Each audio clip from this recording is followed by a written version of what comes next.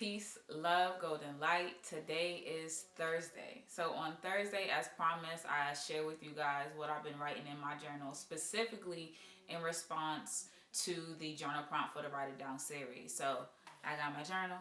I've been writing. Let's get into it. You know what you gotta do now. Grab a pen. We about to write it down. You know what you gotta do now. Grab a pen, write it down. The first question was, what are your intentions for this month? I gotta say, let me just talk to you about the word intention, right? I feel like the more that I've become aware of myself, the more that I've been intentional with my self-care journey, self-love, and all of that, really been being able to reflect, look within, and strive to be better. Every part of my life has me revisiting what my intentions are, right? So if I'm trying to focus on a savings plan, if I'm trying to focus on my health, if I'm focusing on my self-care routine, what are my intentions? What is the purpose, right? So it's to the point where, like, the more aware I'm becoming, the stronger my intentions are, right? So it's like, why do you want to do these things? What is the purpose? What is the plan? How are you calculating and being conscious of these decisions that you're making, the actions that you're taking, the words that you're speaking, and everything else about myself? So when I sat down to meditate and think about this prompt, this was like the start of a new month, right? And I know I've said it before, but if you don't know, every time a new one starts, it's like a new year in a sense. It's a fresh start. So coming into November, one of my intentions was getting back to a balanced state when it comes to my health, in a sense, right?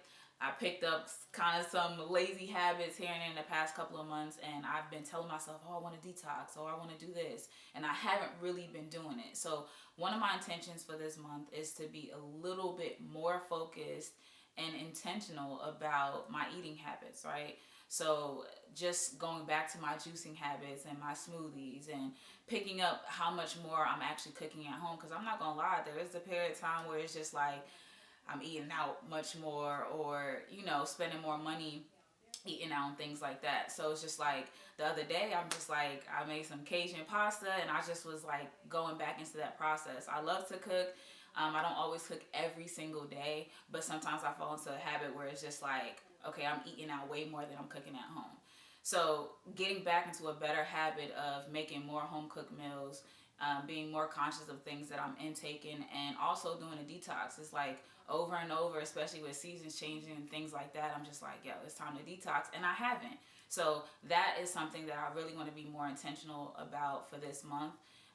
My finances, I've been doing a really good job with saving and investing and things like that. So I'm even more intentional about how I'm spending my money, and also allowing money to be more of a fluid thing, right? In the mindset of living in abundant, but also knowing that money comes in and money goes out, and it's not an attachment that I have for it, and it comes to me as freely as I allow it to be, right? So just keeping my intentions and my mindset around my finances with that as well. Another thing that I would say is my intentions for this month, and also throughout the rest of the year, is something that I wrote on my vision board, right? To bloom. And I feel like this year, despite all the crazy shit that has happened, there's so many different ways that in dark periods, whether it's a light period, I've still been able to see myself bloom, and really defining what that word bloom means to me. Also, showing up for myself and being fearless is something else that I'm more intentional about. Being more consistent on how I show up and what I'm doing, and knowing that I can be free in the way that I create, right? So I'm intentional with my creating as well. The other question that was a part of this prompt was, how can you strengthen your inner voice, right? So when we're alone with ourselves, or even around people, there's so many things that's happening within our mind. There's so many things that we're saying. There's so many things that we're thinking about, right? And I feel like it's important that we're secure in how we can navigate ourselves. So one of the things that I've really been focusing on, especially this year, is being able to hear the spirit and move according to the spirit, despite what's going on around me and maybe different paths that other people are taking. So ways that I've been continuously trying to strengthen that voice is by being still. Meditation helps a lot. Writing helps a lot. As well as creating. Creating allows me to be in this space of a form of stillness and allowing me to kind of connect with my intuition. So just throughout day to day doing all different types of things and noticing when I'm absorbing something that's not beneficial to me, when I'm moving in a direction that may be because of things that I consumed. So my key thing about strengthening my voice is becoming more self-aware. The stronger I'm aware of myself and have an understanding of myself is a way that I can be stronger in my voice as well as my intuition, right? Because it's so easy sometimes, especially with social media and things like that, that we consume a lot. And I'm somebody that I can easily absorb energies and emotion and things like that. So it's important that I'm aware when it's like, okay, Toya, that's not for you. Okay, Toya, that's too much of that. And being obedient when my spirit is saying to fall back, and then having time to center myself. So meditation, writing, creating, stretching as well, because me connecting with my body and my mind and allowing myself to go to these limits where I can't reach, in a sense, right? So being in those moments of stillness altogether is something that helps me to recognize, hey, this is what I can hear that's for me, and this is what's a distraction. Do I trust myself to make good decisions? I'm going to say that I've gotten so much stronger at trusting myself with making decisions. And when we think of good decisions, it's not always about, let me say this first. I had to really tackle this issue that I had with being indecisive, right? Can't decide on something. And I had to go to the root of what is really causing this situation where I cannot make a decision. So once I was able to pick it apart, I realized that sometimes it's just like, I don't want to be wrong, right? I don't like the feeling of being wrong, and I want to get things done right. I want to get things right the first time.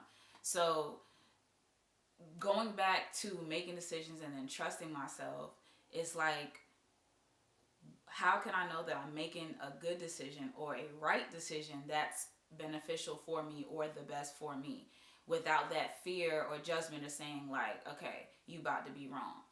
I had to let that go, because if I'm going to do my best and try my best and really analyze something and feel within myself that is the best for me, then I'm okay with that.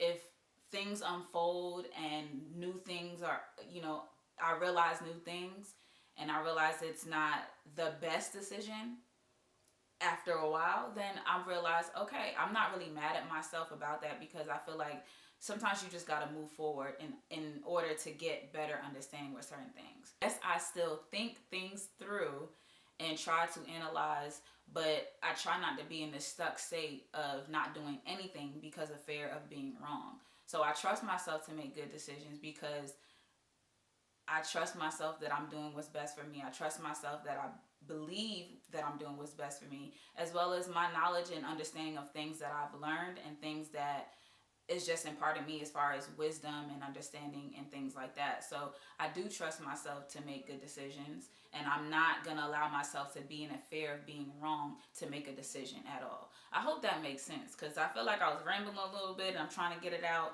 Let me look back at my notebook.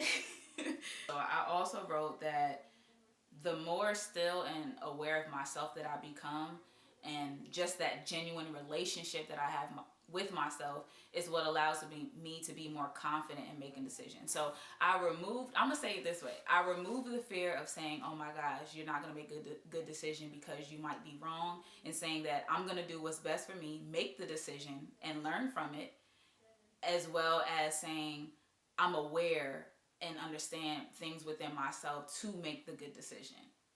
So I hope that makes sense too. So these are some of the things that I wrote down in my journal in response to this journal prompt. I'm open to hear what you guys are working through or learning through the Write It Down series, or this prompt specifically. be open and free to share your thoughts. You can message me if you like as well. But if this content resonates with you, please subscribe to the video, like the video, share the video. Don't withhold the love, because we can definitely circulate this light in so many different ways so that we can help each other, reflect with each other, and then grow with each other as well, even though we're on separate journeys. So that is my Write It Down response. On Sunday, I will have a new prompt for this series. So we just gonna keep it going. Peace and love, my sugar babies.